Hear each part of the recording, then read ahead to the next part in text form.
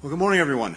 And Kat, thank you so much for not only your good words today, actually your incredibly powerful words today, which I strongly endorse. In fact, I'm tempted to just drop the microphone and say what she said, but for your leadership every day around the world, as well as in Afghanistan. And I also just want to recognize a few really exceptional colleagues who are joining us today, starting with Don Liu, our Assistant Secretary for the Bureau of South and Central Asian Affairs. Next to him, Tom West, our Special Representative for Afghanistan, and someone I think known to many of you, Rina Amiri, our Special Envoy for Afghan women, girls, and human rights. The three of them together, along with Kat and along with so many other colleagues, are making sure every single day that Afghanistan writ large and women and girls in particular remain at the heart of our focus and our determination. And I really want to thank Rina in particular for incredibly dedicated advocacy for the people of Afghanistan. We're really lucky to have you on our team. You're working tirelessly to stand up for Afghan women and girls, their rights, and all at-risk Afghans. Thank you, Rina. And I'm really grateful to our partners from civil society and the private sector, including our very exceptional panelists. I had a chance to speak to them briefly a few minutes ago. We're all here for a particular purpose today, and that is to launch a new initiative, the Alliance for Afghan Women's Economic Resilience. More to say about that in just a few minutes. But, Your Highness, I'm also grateful to you for taking part today, for leading this discussion. Thank you for your engagement, not just today, but again, every day. It's greatly appreciated. So as you heard Kat describe, we are meeting at a deeply challenging time for Afghan women and girls. That is no secret to anyone in this room. Since taking power, the Taliban have severely restricted women's rights in Afghanistan, turning back 2 decades of progress that Afghan women themselves built with the support of the international community. The Taliban have denied women freedom of movement. They banned girls from secondary school classrooms. They prohibited women in the workplace. Women who, last year, again, as Kat said, were managing businesses, running schools, serving in government. Many women have had to flee for safety. They face extraordinary challenges in rebuilding their lives in new countries. Women, no matter where they live, should have equal rights in every facet of their lives. Equal opportunities to study, to work, equal access to financial resources. And they should enjoy the same freedoms as everyone else to travel, to express themselves, to choose their own paths. This should be, in the year 2022, self-evident to everyone on this planet. But of course, it's not. And we have to fight for it, we have to struggle for it every single day. But particularly here, this week, at the United Nations, where the world comes together in High-Level Week, these rights are enshrined in the preamble of the United Nations Charter. This is the founding document of international relations.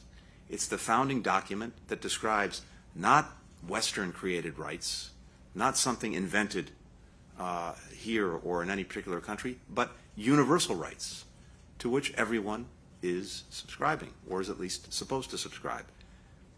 The Charter affirms the faith of all peoples of the United Nations in fundamental human rights, in the dignity and worth of the human person, in the equal rights of men and women. And that is a direct quote from the Charter.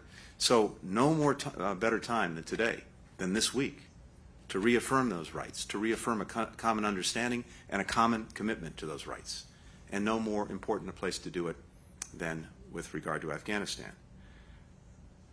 It's also, I think, incredibly important to understand that the repression of these rights in Afghanistan is not only setting back women, but all Afghans, the country as a whole, including Afghanistan's economy. So it's simply not in the basic self-interest of anyone in Afghanistan, including the Taliban. When women are cut out of the workforce, society loses talent. It loses productivity from half of its population. Today, women could contribute $1 billion to Afghanistan's economy if they were simply allowed to. They could provide lifelines for families facing poverty. they could help create more stable, more resilient communities at a time when those are desperately needed in Afghanistan. In short, equality and economic opportunity actually go hand in hand, and they're prerequisites for sustainable peace and sustainable security. So that's one reason the United States will continue supporting equality and opportunity for Afghan women and girls. So one way we're doing this is by providing direct assistance to at-risk Afghans. Just over the last year, we've contributed more than $770 million to humanitarian organizations. In addition, USAID recently announced another $30 million in development assistance for Afghan women and girls. We also partnered with Switzerland and Afghan economic experts to launch the Afghan Fund, something you've seen and probably read about in recent days. This is going to help protect and make targeted disbursements of $3.5 billion in Afghan central bank reserves to support the country's economic stability.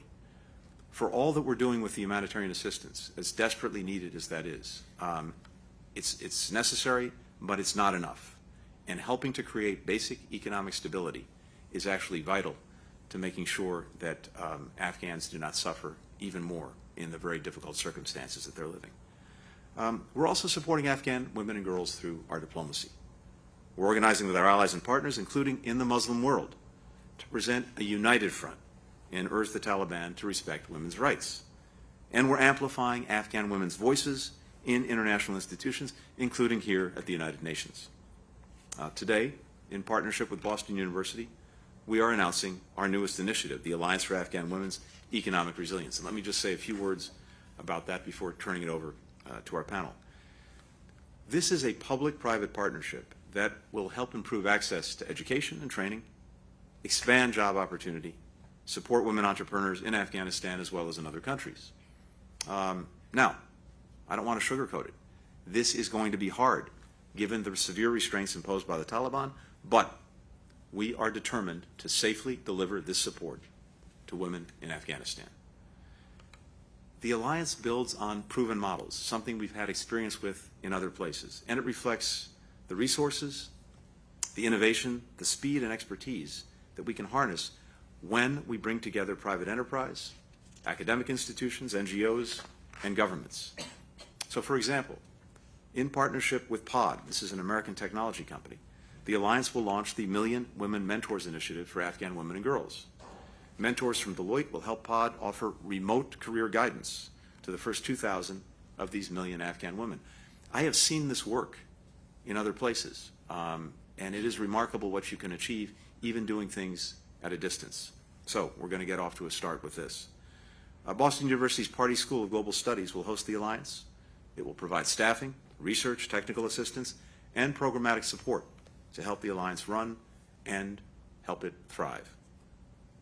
Boston University, Deloitte, POD, thank you for being part of this crucial effort. To others who see a way to contribute to this alliance,